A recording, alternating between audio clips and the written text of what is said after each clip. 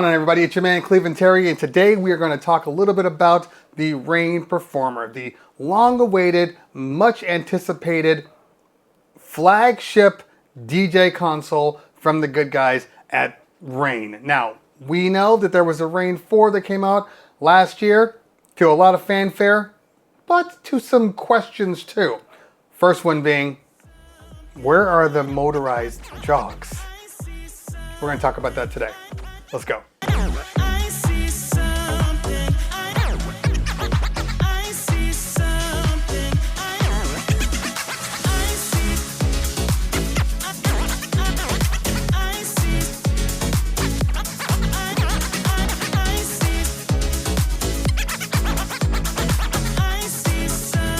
All right, if you guys are new here, this is what we do. We talk about all things DJ related, whether it be DJ reviews of new gear, DJ Business 101, gig logs, tips and tricks, you name it. We talk about it here on this show. Also, my Tech Thursday every Thursday at 10 a.m., 10:30 a.m. Pacific Standard Time every Thursday, where we take in all of your questions and try to help you guys get through this thing we call DJing. If that's something you are into, make sure you hit that subscribe button and make sure you hit the notification, because I guarantee you this isn't the first video we're going to talk about with the Rane Performer. I have a couple of comparison videos that I know people are going to want to know. We're going to talk about those next time. This time, just about what we're looking at here. We're not going to go through all the details, I'm going to be honest with you, because if you saw my Rane 4 review, you saw a lot of what this device does. And of course, added in with the new firmware that they just released for the Rane 4, adding in a lot of functionality that this board has, it makes it even harder to do a review on something that most of you guys already know what's going on. So we're gonna go over it from a surface level, but if you want to know, you can check out my old review for the things that we talked about before. Before we get into the details, let's talk about the stuff that you get with it as always. First off, let's look at the back of the board here. On the back of the board, we do have your USB-B, which is 2 of those because you can take 2 computers with you. You have your standard IEC port right over here, your power port, your fan. Then you have your XLR outputs, followed by this is a mono or stereo switch, which is fantastic. I love when they're just hardware on there, so it's easier to just switch. And I think the sound is better when you have a switch too. The main outs are RCA also, along with the XLRs, and then your boosts are 1/4 inch. Very sad that we can't go back to the XLR outs like on the Rane 1. It is what it is, but it still makes me very sad that it's not there.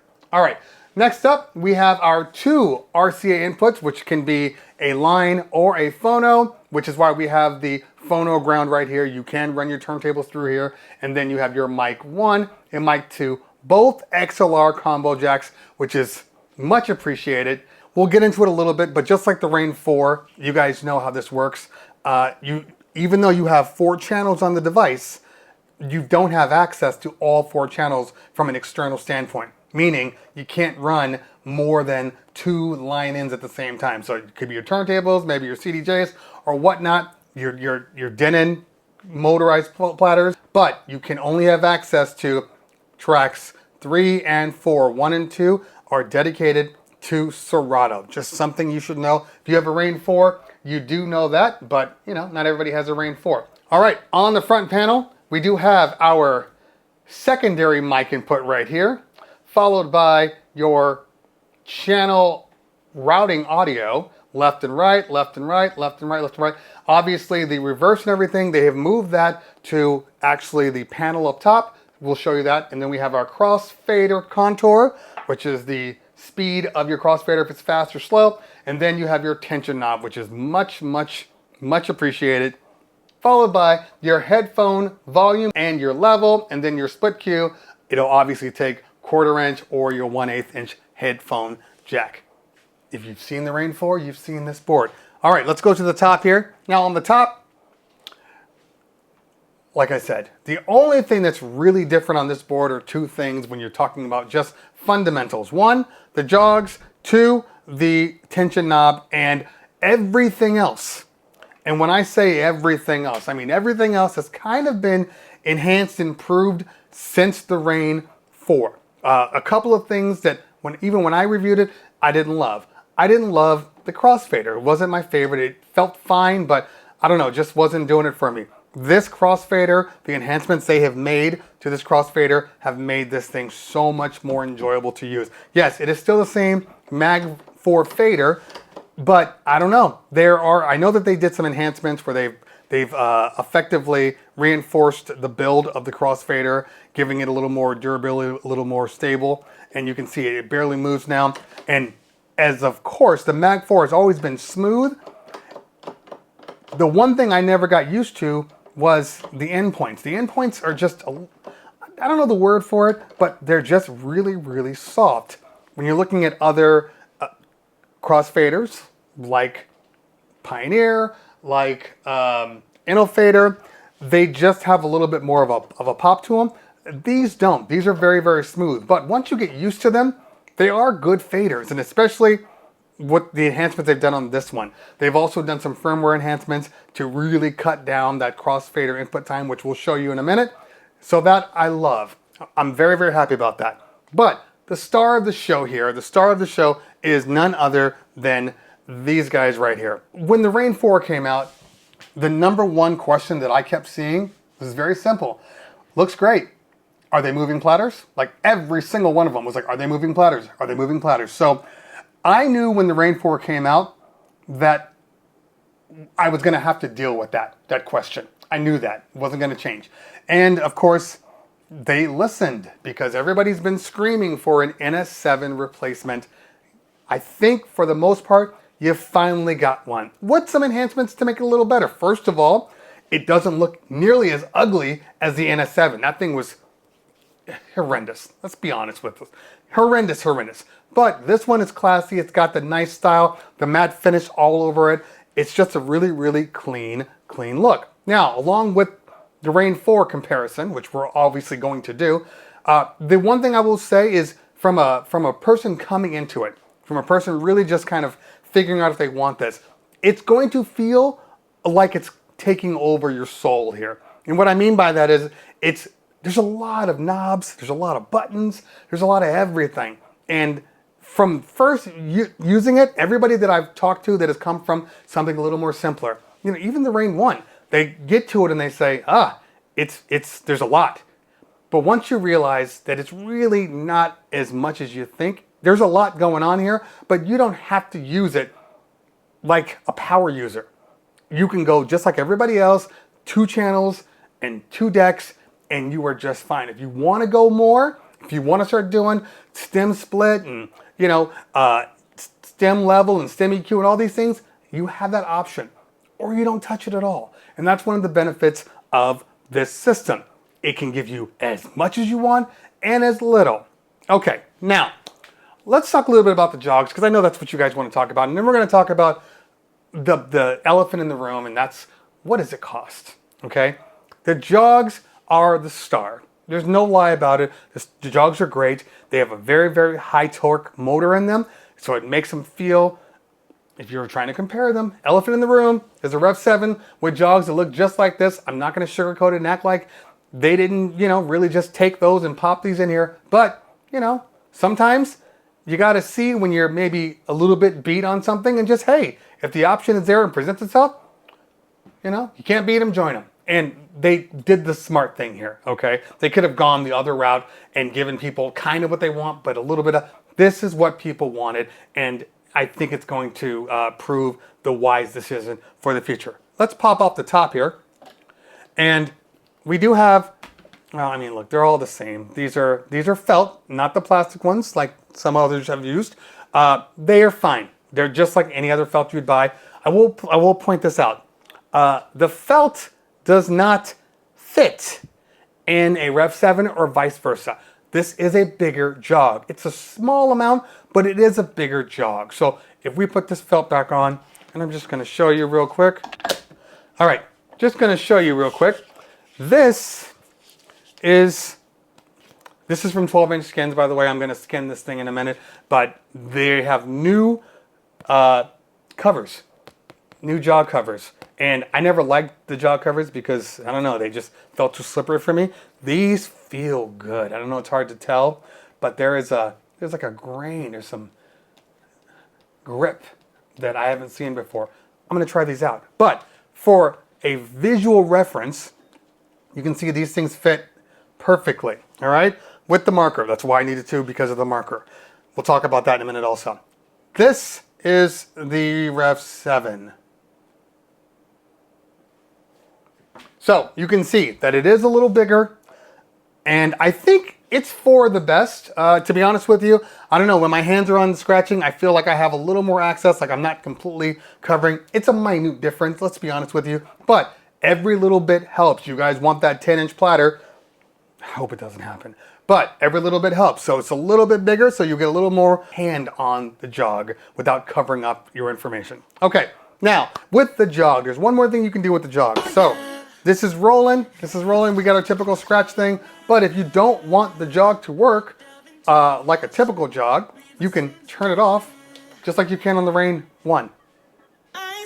And then you can affect the speed or slow it down.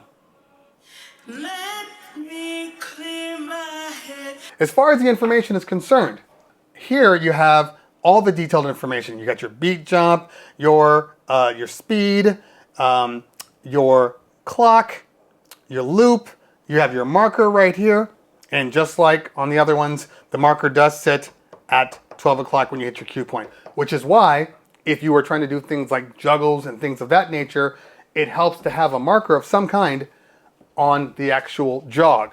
But along with this, there's some changes, some good, some okay. If you turn the scroll knob here, you get access to your Serato directories. And I hit the back button, now I'm in the back, and I can just go all the way through here. I do love this. How often do I use it? Not that often, but it's cool to have this option on here. And then, if we want to change the display modes, you just hit the shift and the display mode right here. I'm trying not to cover it. You got your deck 1 circle, you know, that old school Serato style. Then you have this one, and I believe this one should show the image of a song if you have that in there. And then you have your standard look. What's not in here is the ability to put a logo in. I brought it up to them before, and I guess it just didn't pan out for whatever reason. So no logo. It's a little bit of a shame because I love having my logo on here. I don't typically look too much at the jogs. Like I said, I don't even use the waveforms on the Rev 7. It's just my logo. So it'll be nice if at some point they can update this to allow for your logo. That would be fantastic. Screen resolution is excellent. You can see right here, you're not getting any stuttering. It's just a very, very smooth look. I'll put on the other one too. They're both rolling. The screens look really good. I'm not seeing any stuttering or any issue. I can still navigate through it all and not have an issue. A lot of people were asking for that NS7 replacement. Well, they got it. The difference is they got the baby version of it. And I'm just talking weight. If you're using the Rane 4, that weight is about 18 pounds. The Rev 7 sits at about 24 pounds, and this guy sits at 28 pounds. Now, the NS7 was, I believe, around 34, 35 pounds. So you did shave off, 7 pounds. So that's fantastic for all you buff people that love taking your NS7 everywhere. But for everybody else that likes to, be comfortable, 28, as I've been carrying this around, and I have been carrying this around by hand because I don't have a case for it, because I don't have a case this big. My glide system only works at the moment with the Rev 7. I know they're bringing one out that's bigger, but right now it doesn't fit it. So I've been carrying this thing out by hand, and I have felt the weight, especially if I'm going from like my truck all the way into the venue and I'm carrying this big old thing. I have felt the weight. It is not a light board, but it is not an overly heavy board either. All right. The Rev 7, I was like, that's pretty much where I want to stop. This is the maximum. I would not go any bigger than this. And the difference is it's a big board. It feels big. The 4 channels, the larger jogs, just the pads over here, everything is just expanded. So it feels like a big board, and the weight definitely connects to you. Obviously the weight's in the jogs. One of the questionable things that were on the Rane 4, some people experienced it, some people did not. I experienced it in my test model for the Rane 4, which was the microphones, a little sketchy, very tinny. They just didn't have a full sound to them. I come to tell you that the microphone section is much better. I will show you right now. Microphone. Check, check, check. 1 2 1 2. 1 1 1 2 2 2. And as you can hear, the mic is clean. It's full. It's exactly what you'd expect from a microphone. Now, for people that aren't as familiar with the Rane 4, we're going to just show you the front panel here quickly to kind of show you all the things that are on here, specifically the firmware update that just happened maybe a couple of weeks ago, and we're going to show you some of the things that they have done on here. Right in the middle here, you do have your standard 4 channels with your 3-band EQs, followed by your channel effects and then your regular effects here. Now, what I like about this board, and I liked it on the Rane 4 also, so I'm just going to repeat it. The board has these dedicated channel effects, which is really cool. It adds a different element when you're really trying to like add an effect. So what do I mean by that? On the filter, this is your standard high-res filter. Your noise.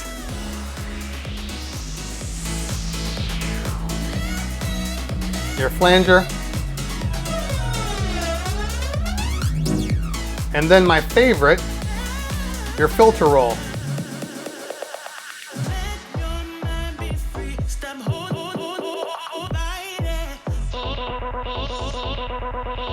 Then we drop down to the effects here. And you have your echo.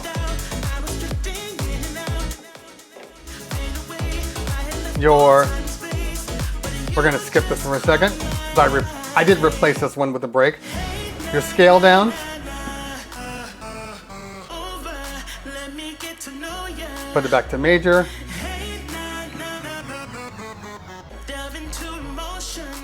And then your reverb.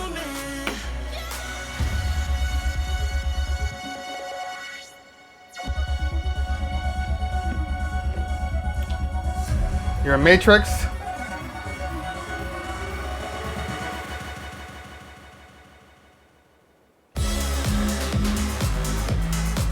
And then your echo out.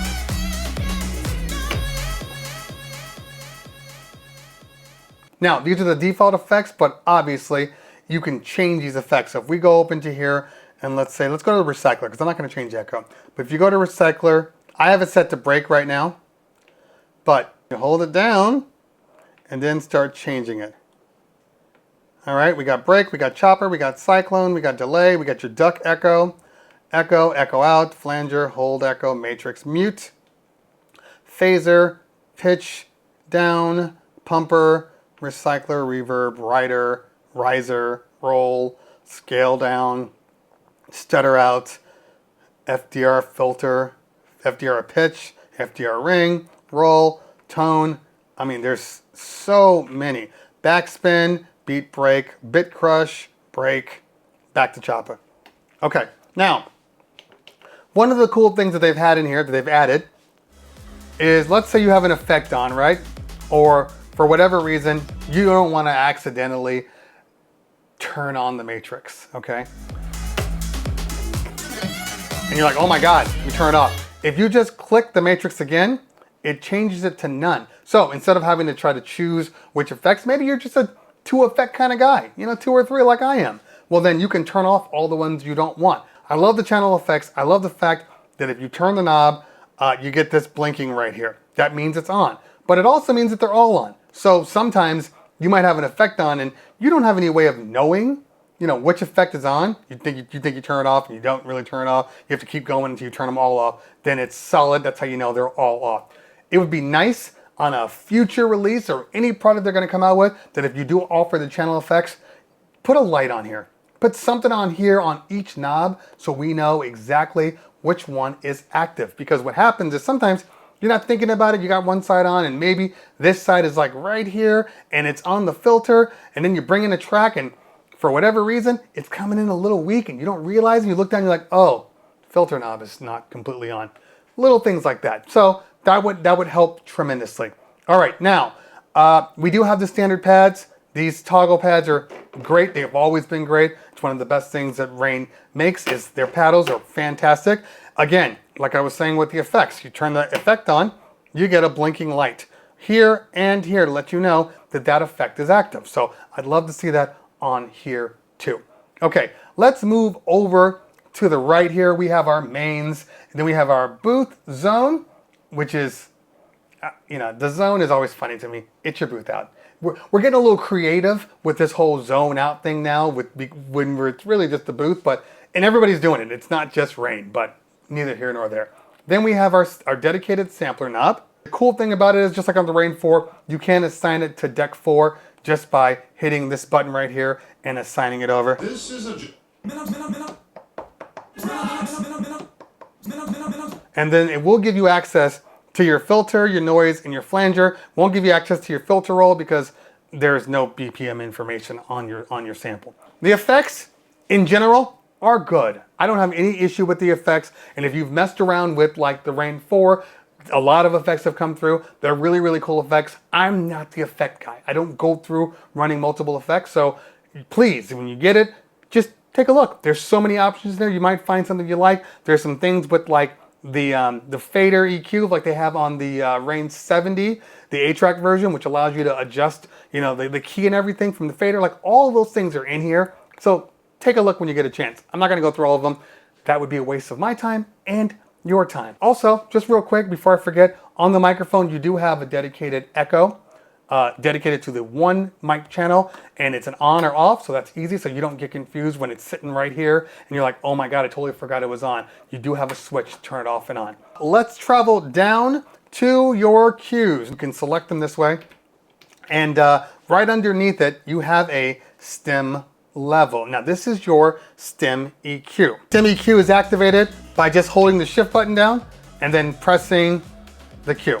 Now, it's only activated on this one. If you want to turn this one on, you have to do the same thing. And the blinking lets you know that the stem is active.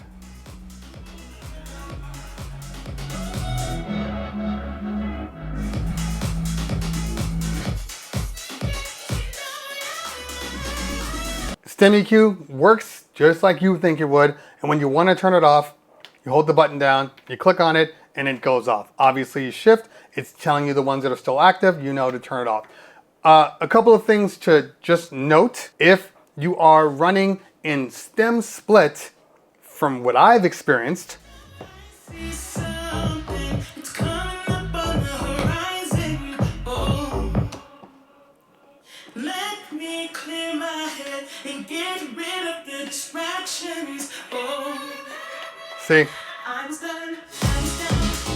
See, you can't actually do stem EQ and stem split at the same time. I don't know if it's just a limitation or a choice, but I don't know. I kind of feel like if I'm doing it like this, I don't know. I kind of feel like I should be able to kind of bring a bass line back in. If we're gonna do splits and talk about being artists and creating all new effects and stuff, I want to have access to everything. If you guys have not looked into stem splits, we'll talk about that now. You just have to hit the button, and you got. Now, the thing about the Rane Performer /4 is the stem splits have dedicated buttons, dedicated sections. So the microphone means vocals, and the keyboard means all of your instruments. You're never going to get to a place where when you're loading on and you do the stem split, where your mic's going to be on this side and your instruments are going to be on this side. They're always going to be exactly where they are, which is easy. It's better. It allows you to really kind of know your board, not have to kind of look too much through. Oh, is this on? Is this on? You just kind of know. So I do like that. But once it's split, you still have access to all of your pads. They are locked together right now. You can manipulate them. It gets a little more complicated when you do manipulate them by separating them out, but if you can choose either the mic or the instrument. So let's do the instrument. Now, as you can see what it did here, when I did that, it basically made track channel 3 a dedicated channel. And if you were looking at it from Serato, you can see that now there is a third channel right here. So you can change this.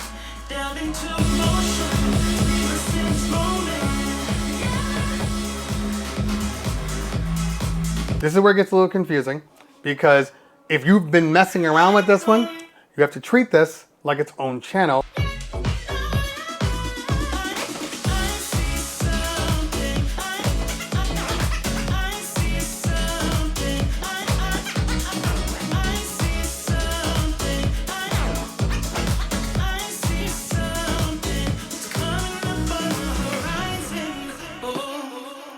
Now, we try again.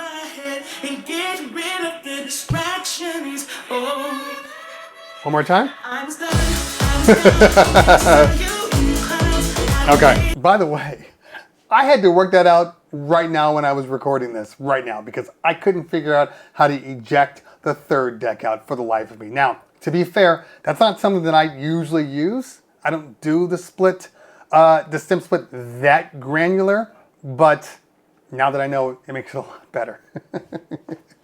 We all learn as we go, okay? Nope, we're not all magic. We gotta learn things as we go, so I'm glad I figured that out. A couple of little gripes I have, just simple gripes. For instance, up top here, I love the fact that there is a sensor on the silent cue. I do love that.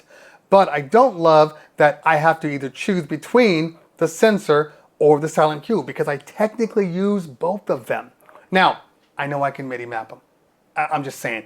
I wish they would create just another button just for the sensor. It could be a smaller button. It's just kind of chilling right here. Let me press that button real quick for the sensor. One of the things that on these stem buttons here, I do like that there are dedicated acapella and instrumental. I'm a big fan of that. And if you hold down shift, you do get access to the stem EQs. They're not my favorite stem EQs though. So if you hold this one, I don't love that one. I love the break. That one's fine. That one's fine. But I love that one. That's mine.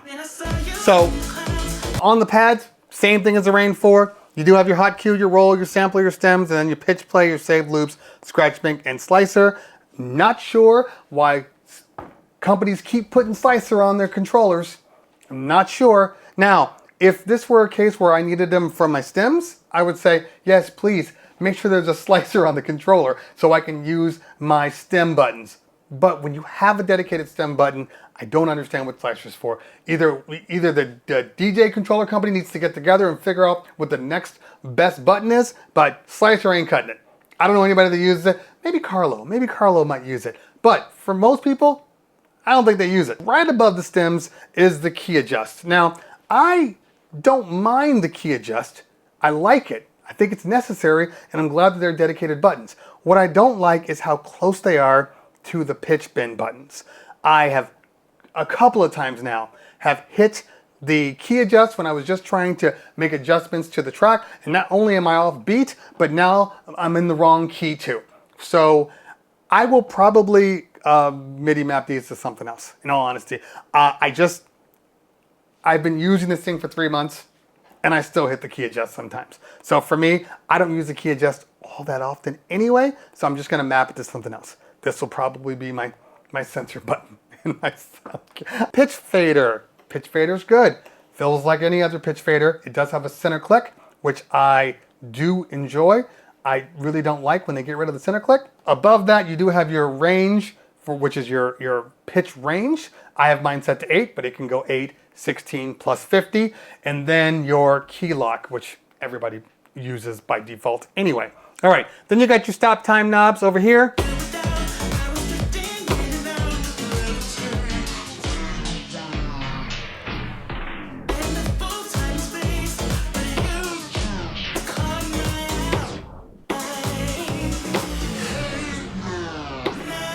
Now, one of the things that you will notice is that the start and stop is instant. There's no drag, at least if it is, it's so imperceivable, but it's not really there.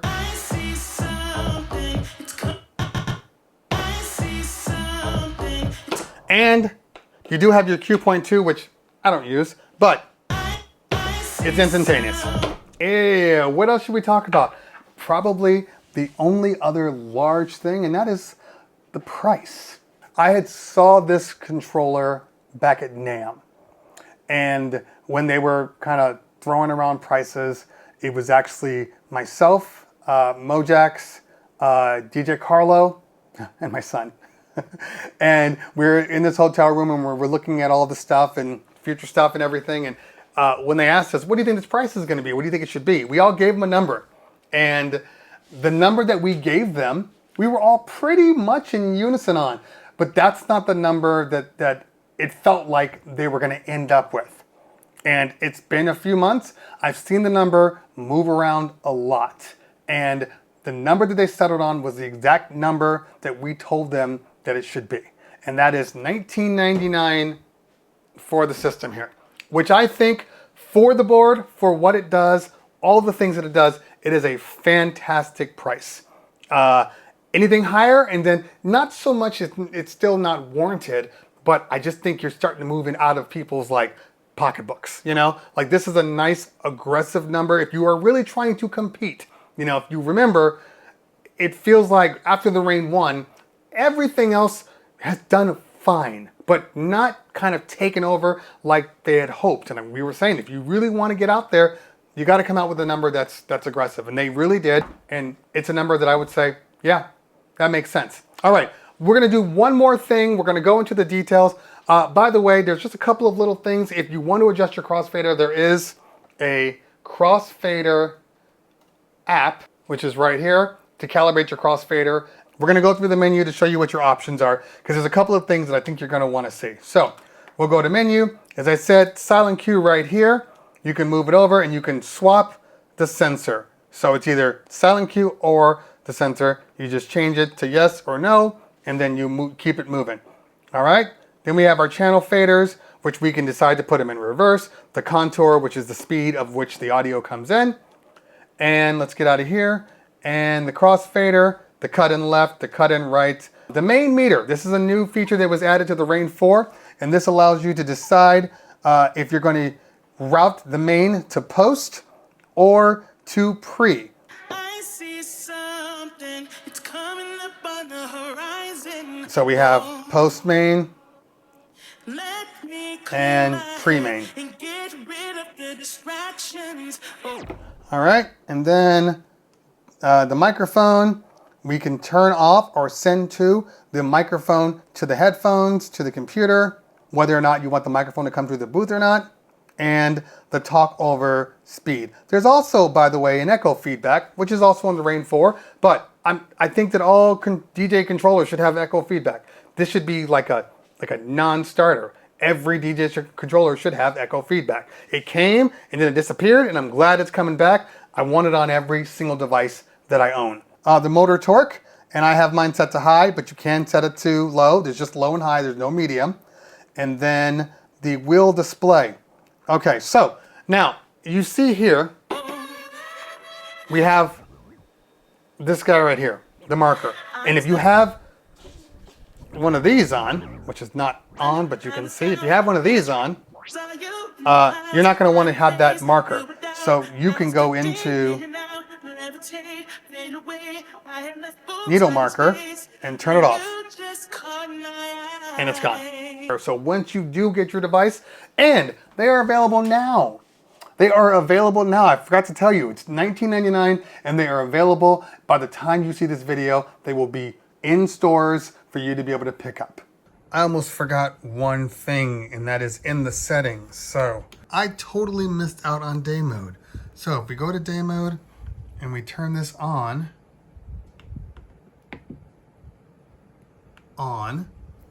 it changes your middle displays to white and reversed. Now I have nothing on here because my computer's not plugged in, but you get the idea of how much better it's going to look in the daytime. Let me know in the chat what you were going to do. Let me know what you think about this. If it's too heavy for you, if it's too large and cumbersome, or if it's just right and it's exactly what you wanted. Let me know if you plan on upgrading from the Rane 4, upgrading from the Rane 1, or even upgrading from the Rev 7. Who knows? You never know. Let me know in the chat below, and we will be all day on shows. I'll be on Tweak Music Tips at 10 a.m. Pacific Standard Time. By the time you see this video, Scratch Bastard's going to be on his channel, I believe at like I think it's 12 or 1 o'clock. DJ Pearly is going to be on the Rane channel at I think 2 or 3. There's just going to be lots of people all day long. I will put the actual timing in the description below. All right, guys. If you found what I said useful, hit that like button. If you found what I said really useful, hit that subscribe button. Make sure you follow me on the threads and the Instagrams. Get on my Discord. We're always talking about all things Cleveland Terry. All right. Oh, guys, girls, always a pleasure. If I don't talk to you later, we will talk soon. Peace.